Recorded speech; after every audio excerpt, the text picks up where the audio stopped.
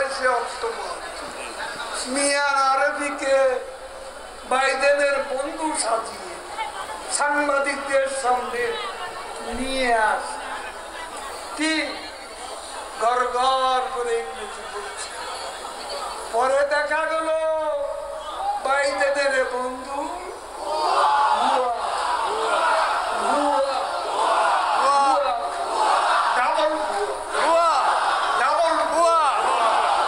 ওই বন্ধু এরপর গেল পালিয়ে যাবে।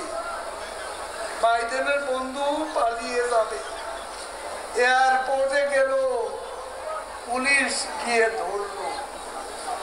তারপর যখন একটা দুটা গায়ে যখন ডান্ডা লাগে, পুলিশের ডান্ডাকে আরবি তখন বরিশালের ভাষা বাংলা বলে, এখন আর ইংরেজি নাই, এখন বরিশালের ভাষা বাংলা বলা শুরু করছে। হায় রে আরবি কেন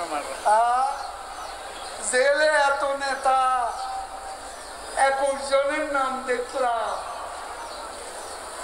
আপনি তো বাইরে বলছে বাইডেনের উপদেষ্টা মিয়ান আরবির তো মুক্তি কোনদিন চাননি। কি ফখরুলকে সাংবাদিকরা জিজ্ঞেস করতে, মিয়ান আরবিনকে উপদেষ্টা বানিয়েছিলে, সবার মুক্তি চান, আরবির মুক্তি চান না কেন? আপনাদের জন্যই তো তার এই অবস্থা।